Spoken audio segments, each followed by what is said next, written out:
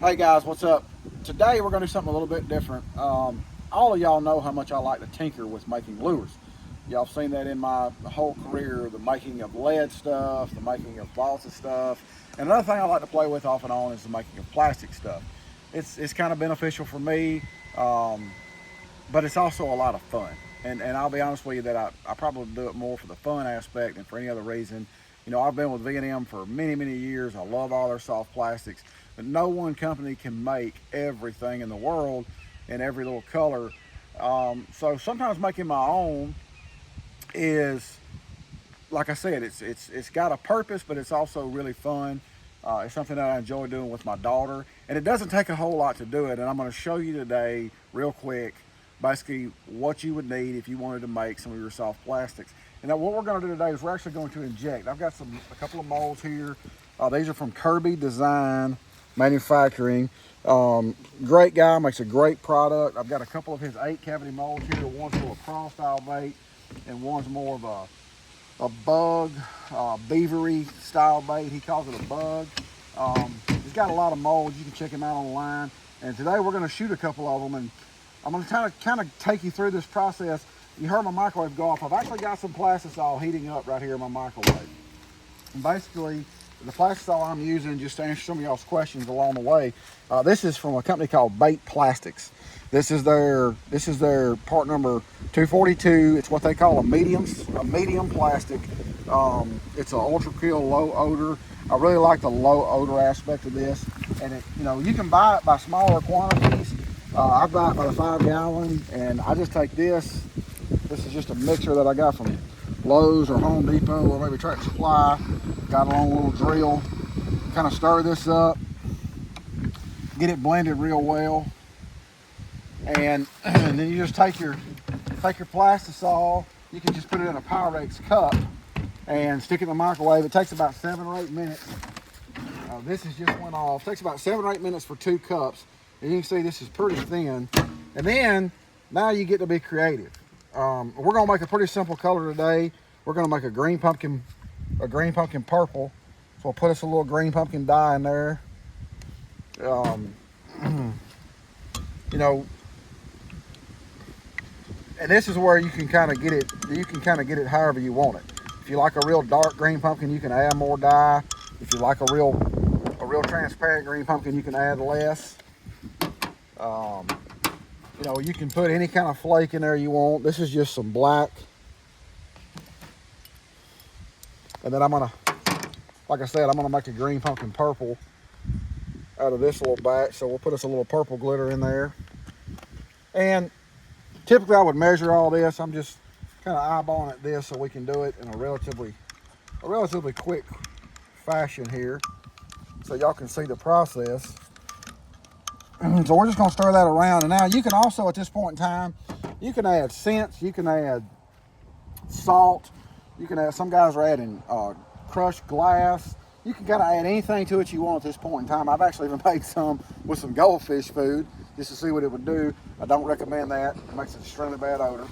But what you're going to do now, so you've got your mold here, and these are actually injection molds. You can see one is the top half and one is the bottom. They've got 2 alignment pins, one in each corner, and an injection port. Now you're just going to line these molds up. Main thing here is you just want to make sure you've got a good clean surface. Make sure there's not anything on the mold, because if there's anything that prevents the mold from closing completely, you're going to get some you're going to get some flashing on your parts, and you don't want that. And I've got this other mold here, which is the other one I was talking about that he calls his bug. And again, just make sure you don't have anything on the surface of the mold that would prevent them from closing real well. And there's a lot of different ways to do this. I'm just going to do this today real simply with a couple of C-clamps. And I'm actually going to clamp both molds together at the same time. There's no reason not to. Save me a little bit of time. The last time I did this, I think I was shooting 3 molds. That's why my clamps are kind of ran out a little bit large. And you don't have to be He-Man strong here. You just want them good and snug and tight. And then once you got your molds ready, you're just gonna kind of look at your plastic, make sure it's the color that you think you want it to be. You know what, I actually might make that just a little bit darker. which is real simple. We'll just add a few more drops of dye. Stir that around. And then what we're going to do, this is just a hand injector. It's basically just imagine a piston. So it's a cylinder. Cap comes off the end of it.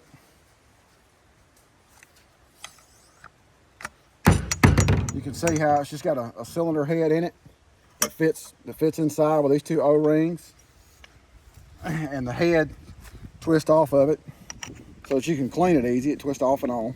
So make sure you've got it in a locked position. Make sure you put it all the way down so that you don't draw any air up. And you're just going to draw your plastisol up into this injector, put it on top of your mold, and push down until you feel like the mold's full, and you can kind of tell. And then some guys like to top them off. Most of the time, I don't really feel like that's necessary. And then you can empty your injector back into your liquefied plastic, and this plastisol will actually cure pretty quick. You can actually see, I can just take my finger. Now these are heat resistant gloves. So if any of y'all are gonna do this, especially like I was talking about with your kids, spend the money, get them and yourself a good pair of heat resistant gloves. You can roll that plastisol off, and now you can twist this. Remove that from it, and you can put the plug back into your plastisol. And now you can heat that back up and shoot new baits. You can also reuse baits that you've fished with and that you've torn up. You know, you can grind those baits down, mix them with a little bit of new plastic, and remelt them. And there's a lot of ways to mix this. You know, I'm trying to just do a general, short, simple, check it out video, just to show it, because I think it's a really cool process to be able to do this in your yard. You do need a ventilated area to do it in, but there's other methods of this. There's other things out there. You don't have to heat it in a microwave, but for a hobbyist like me that's just making a handful of baits just for a specific color, most of the time is the case for me, this is just the simplest way. And you can also get these injectors in a dual form. So you have, you'll have 2 cups of plastisol. Say you wanted to make a black-blue laminate, super popular color. We all know what that is. You can actually draw up the black in one, the blue in one at the same time, and they make a blending block that goes on your injector ports. And it has its own port that goes into the mold, and when you inject it, it'll make the bait one side black, one side blue. So our molds are probably starting to solidify now. Let's see what we got. So basically, you just open that fella up, and there's all your baits. And they'll just kind of twist, pluck right off, and you've got a finished product. So, I mean, it's really cool to me to be able to make one of these, that is a unique color that's not mass produced, or a color that I want specifically for a certain thing, or just to come out here and do this on days that I can't fish. And I have my daughter, and she has her own little recipes and colors that she likes to make. But it's not a super fast process. It's not terribly slow either. You can see here I've managed to make, this is an 8 cavity mold. So I've made 8 baits here in just a few moments. And these baits will continue to cure. I will say you need to give them maybe a day before you fish with them. And at this point in time, you can add more scent to them, bag them up if you want. I normally don't do a very good job of that. I just put mine in Ziploc bags oftentimes and throw them in the boat or whatever I'm going to do with them. But it's pretty fun little do-it-yourself thing. A lot of guys are getting into it, and it's something I've been doing for 7 or 8 years. What got me into doing this a lot was, for me, working with companies that are mass-producing products like B&M. They're using much bigger equipment than this and making a much larger run of product. But this is a way that I can actually help develop colors and build recipes and things like that for the companies that I work with and the sponsors that I work with. And like I said, it's something that my daughter really enjoys, and it's just a neat deal. And I wanted to share it with you. It's something that I've wanted to share for a while, and finally got an opportunity today to do it. But you check these guys out. Everything you see here is available online. There's lots of places that sell colorant, lots of places that sell plastisol, and there's several places that sell. These are Kirby's molds, Kirby Engineering. Like I said earlier, there's other molds out there. Pretty much everything you need. You can actually use. This is a high temp glitter, which I would recommend, but I have in a pinch use glitter from Walmart or Hobby Lobby if you have one of those close to you. So it's a pretty neat process. It's a lot of fun. I will warn you, if you start doing this, it can get addictive.